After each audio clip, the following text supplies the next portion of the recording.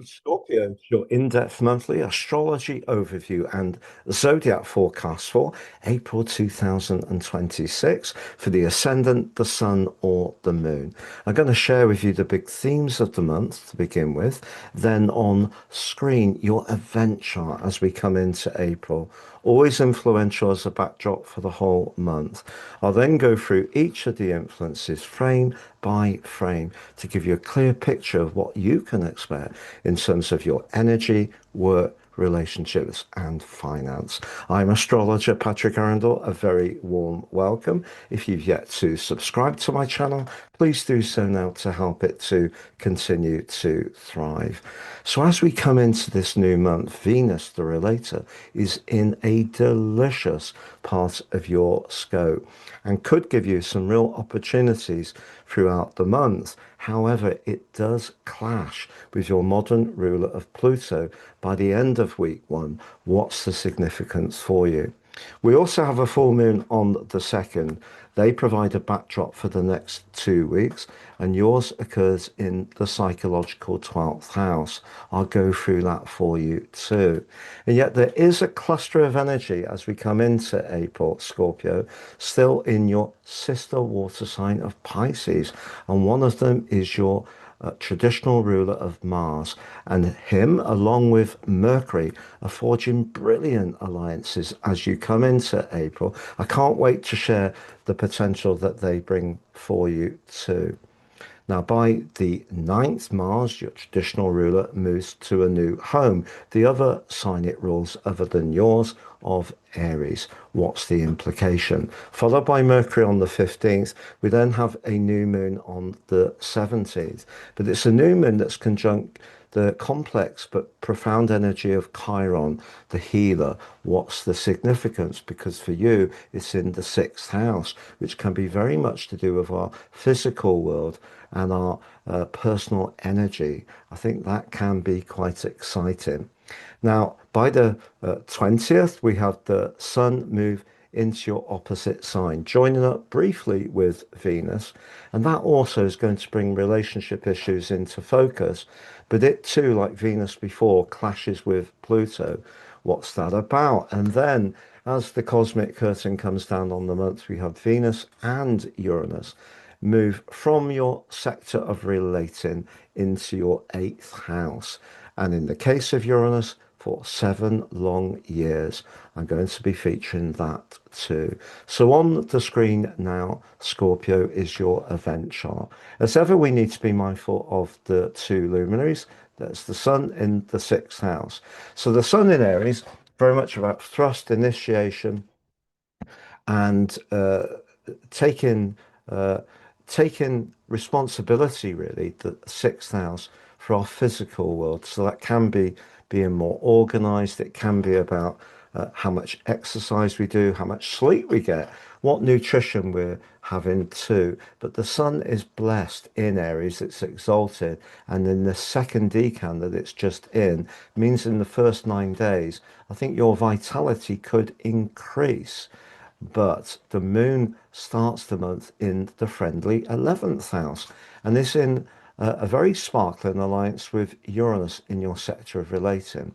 So I think there are going to be some social opportunities this month, but the challenge could be that the planets are going to be asking you to be a bit more focused on virtue, which I know doesn't sound very sexy, but please stay with me. Now, I mentioned in my introduction about Venus, and there's Venus on that 7th house cusp.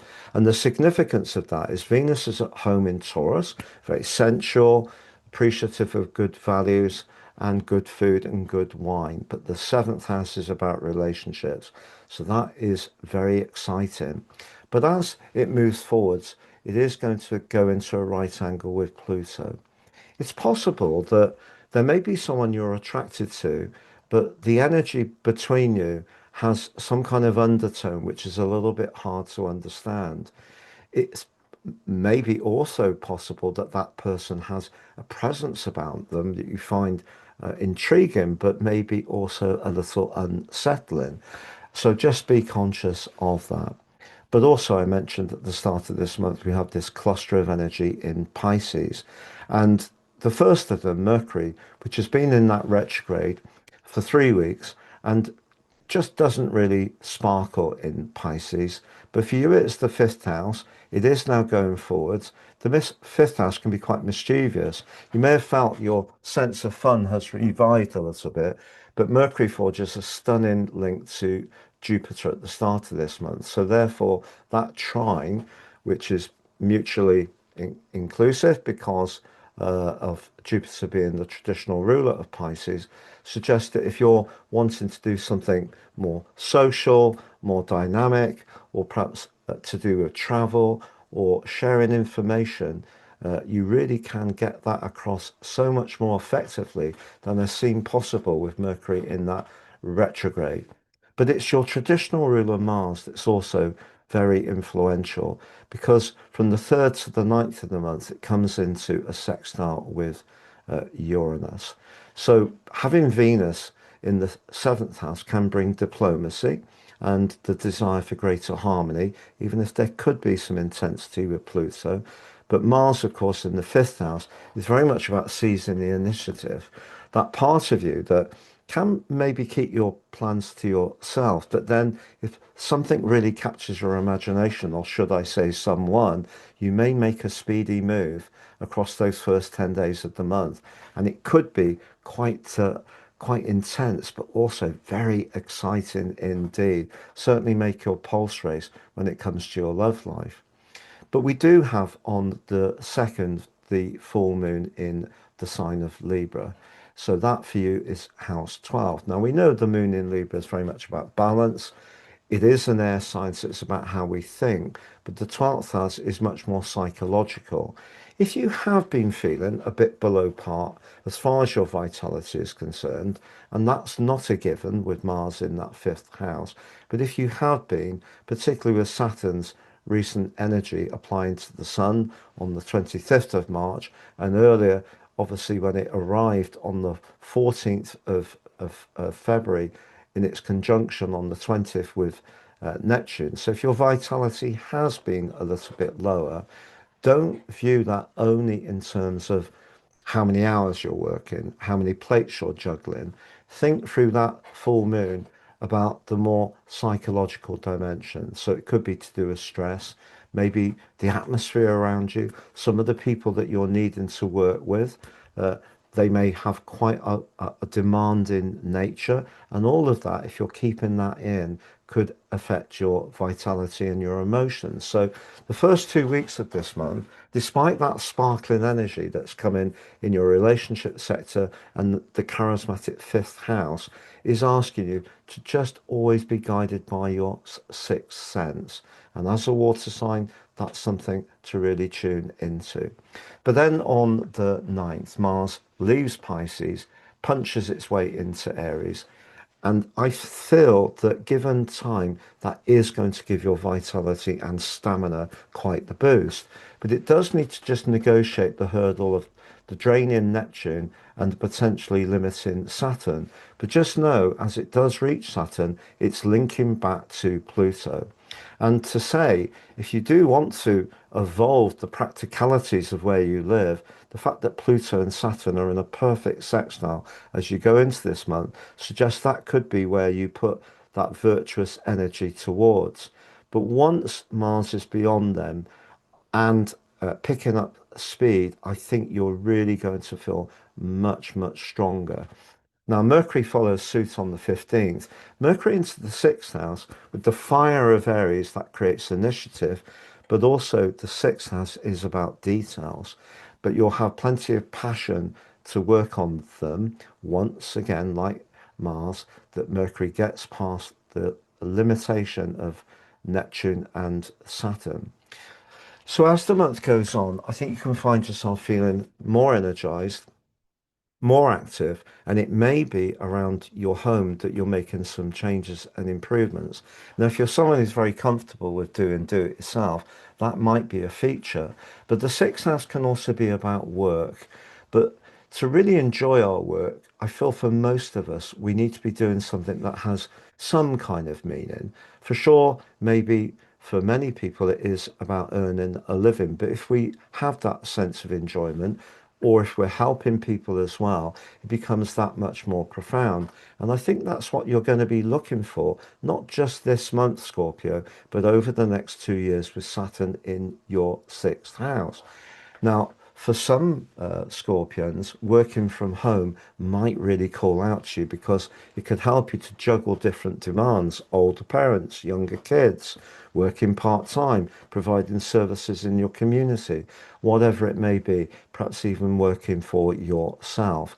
But don't think of service as being servile. It's about doing something that helps others, but also gives you a sense of inner glow. Now, the big areas of service are to do with medicine, to do with healthcare, can be to do with distribution, maybe to do with retail, all those areas that require a good sense of detail, but also being very reliable, punctual, and conscientious. And when it comes to looking after your personal well-being, although the full moon on the second is flagging the psychological dimension, there's no doubt about it that much of this month is really urging you to take a look at what's on those packets. Are there ingredients that aren't the best? If you can get everything as earthy as possible, that will improve energy, because the sign of Aries is about the body and the sixth house is about physical health. So you can convert the food that you eat into extra vitality by having better quality. Now, if you can afford it, local, organic, as natural as possible. If money's a little tighter and it is the supermarket, cooking stuff from scratch more than relying on those convenience options. All of these things the planets are urging you to embrace. And with the sun coming into a conjunction with Chiron on the 16th, exactly, but threaded into the new moon in Aries on the 17th, Chiron is essentially saying, is it time to really give yourself a little bit of a health audit? And sometimes it's hard to be a bit more self-critical. We all have the things that we find very difficult to resist, whether it's the glass of wine, the chocolate bar, whether it's the late night cereals. But just some modification and moderation, the sixth house likes that kind of stuff, could actually, across 3 or 4 areas, a few more steps each day, an hour earlier to bed, perhaps some extra stretches, and a few changes to diet can actually have quite a radical impact on your vitality, all of which raises your energy, ready for when the sun moves into your opposite sign on the 20th. And that last 10 days of the month, therefore, is a window of opportunity around relationships. Initially, Venus is waiting along with Uranus, but Venus then moves on the 24th. But if you are seeing someone and it's going well, Venus moving into the eighth house is going to evoke that more sensual and passionate side of your nature. So there's nothing to fear there. But the sun does clash with Pluto, just like Venus did through week one. What does that really mean? Well, I think as much as relationships on the face of it are about the give and take and the harmony, because Pluto's in the fourth house, I think you're seeking something that's deeper. It's not just feeling comfortable with someone or feeling attracted to them. You're wanting a meaning, and that meaning could be much more profound. That's always been part of your nature, but it is amplified with the tiny bit influential Pluto in your fourth house. So just be aware of that. If there is someone you really like, but you don't really have that emotional connection, just because they're very attractive may never actually be enough for you. But then Venus is joined by Uranus on the 26th for 7 long years. But Uranus has been in your opposite sign for the last 7 years, apart from the 4 months of last year. And if you recall, when Uranus first moved into Taurus in mid-May 2018, it bitterly clashed with Mars. And there may have been some kind of falling out at that time with a partner, a family member. Relationships have probably been a bit up and down since then. But what Uranus has taught you is what you don't want, because Uranus is essentially about higher truths. And it's also helped you to understand that at times you do need your own space, as much as at other times you may need that closeness. But Uranus moving into the eighth house suggests that the part of you that can be, because Uranus is exalted in Scorpio, that can be ingenious, but particularly when it comes to business, finance, investment. Um, Many Scorpios are hugely shrewd around these areas, and over the next 7 years, you could find yourself speculating, but speculating in an exciting way. Now, I'm going to recap those four areas of energy, work, relationships, and finance. But just to say, if you've yet to watch your Saturn 29-year cycle video, please see that on the screen, Scorpio. If you'd like to get your daily horoscope fired to your device each morning, get that cosmic pit stop early in the day, please see the link below. If you'd like to work with me one-to-one, please see my testimonials below. And if you'd like to have a technical astrological report to understand your journey in more detail, there's 50% off at the moment. Please apply Astro 26 at the checkout or Draco 26 for the natal and draconic versions, respectively. Draconic is our soul karmic chart. So, just to recap, when it comes to raw romance, having Mercury and Mars in such great aspects at the start of this month can push you to perhaps be a bit more cavalier in your approach. But you know, underneath that, I think you're really yearning for something that's much more meaningful. As far as work's concerned, if you do a job at the moment that's really literally as dull as ditch water and perhaps doesn't even pay you as much as you're truly worth, having a switch can actually be hugely gratifying for you. When it comes to relationships, having Venus, the Sun, and Uranus all in your seventh house for much of the month gives you exciting possibilities, but maybe you need to also take the initiative.